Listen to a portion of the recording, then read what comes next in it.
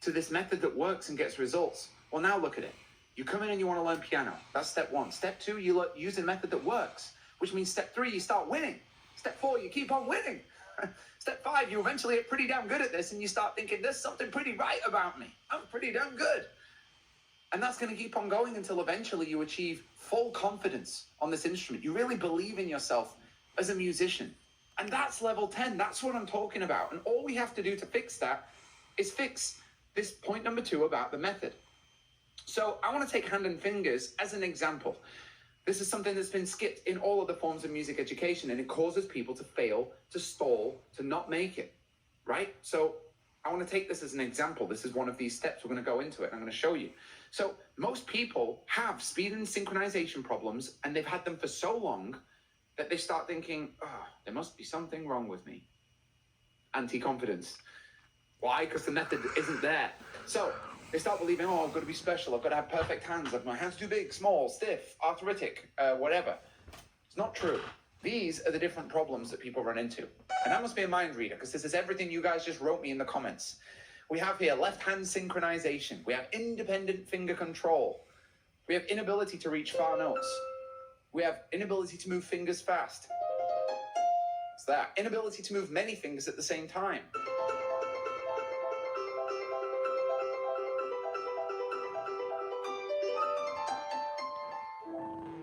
A lot of people struggle with this. So these are the problems that literally, I've told this to hundreds and hundreds of thousands of people. I'm talking 99% of people have this because it's just been missed.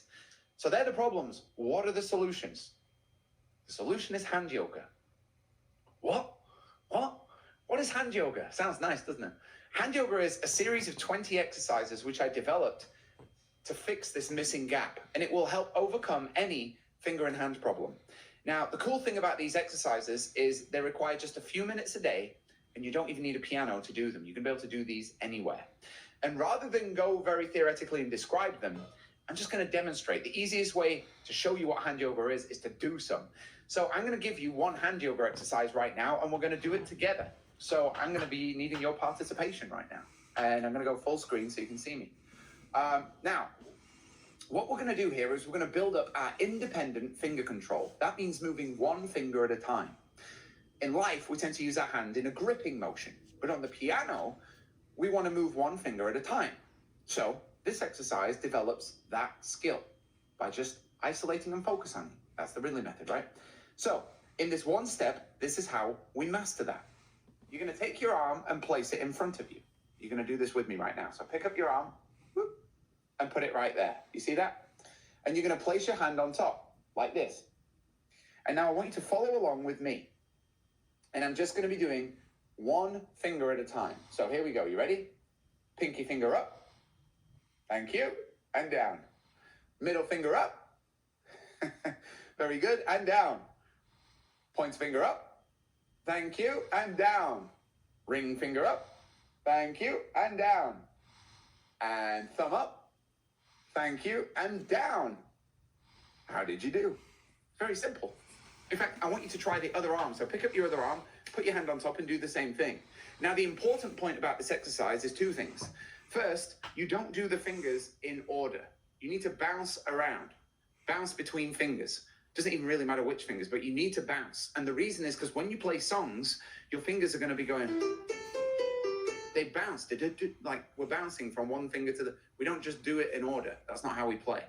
And the second thing is, if you're struggling, well, I can see a few people there in the comments, ring finger, a couple of people are struggling. If you're struggling, bear this in mind. It is day one in the gym. And we just did our first set of sit-ups. You don't have a six-pack yet. But I have very, very, very good news.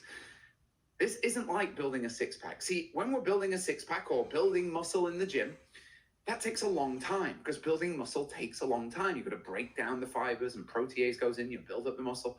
Yet we're not doing that. We're not building muscle right now. In fact, in all of hand yoga, what we're building is coordination.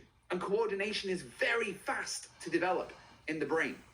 In fact, I'm going to show you how fast this can develop because I'm going to give you guys some homework right now. Oh yeah, you get some homework. And what I'm going to ask you to do is I'd like you to do this exercise I just showed you 3 times per day on each hand for just 3 days. and watch what happens to your finger movement. Watch what happens to your independent finger control. You will see, an explosion.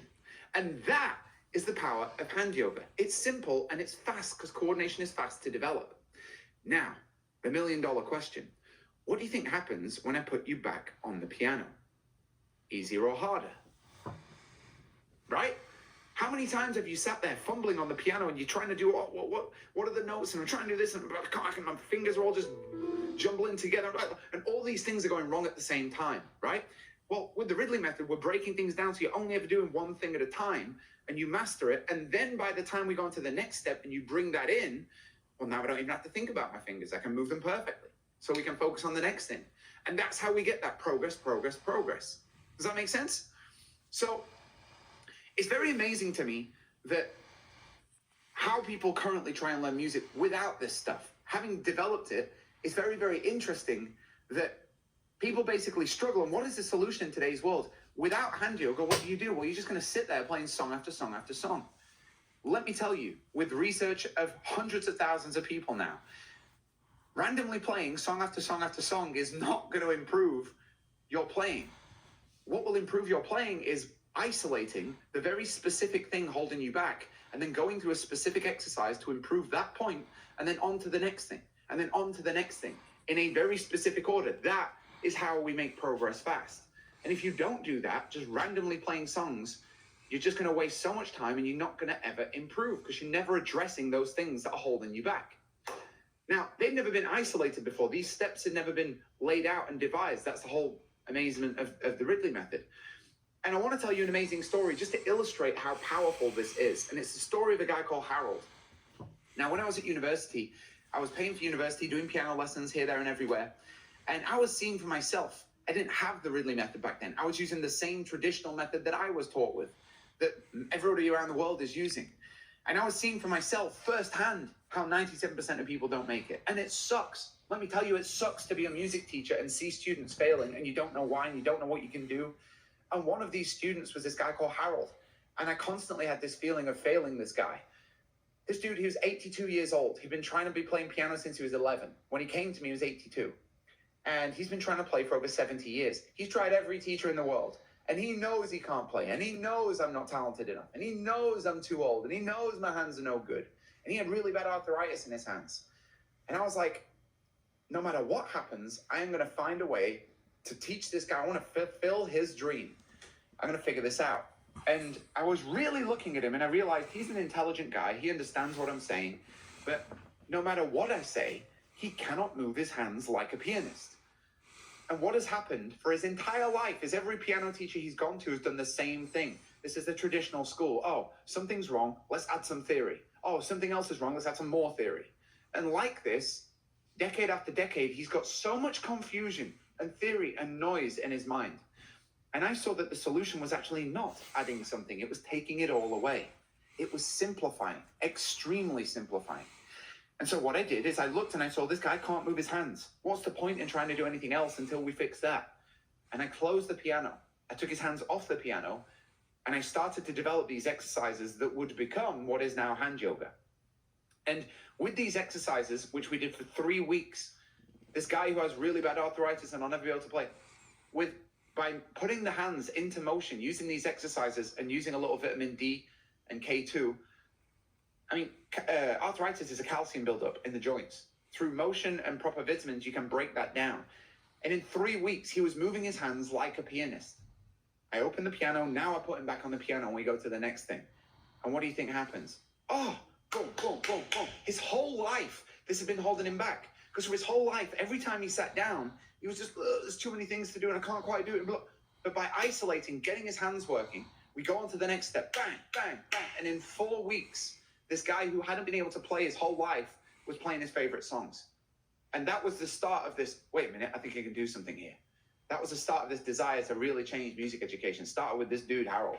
The point of that story is, even if you're 82 with terrible arthritis and you've had 70 years of lessons and you know and nothing can be done about it, all you're missing is the right steps in the right order. Now, I have so many stories like this. This is an amazing story. There's so many moving stories that I have in my school from all over the world with people who've just they've had a dream, they've gone into it, oh, it didn't work, oh, they lose all the confidence and they give up, and it sits there as one day, but they're never going to do it.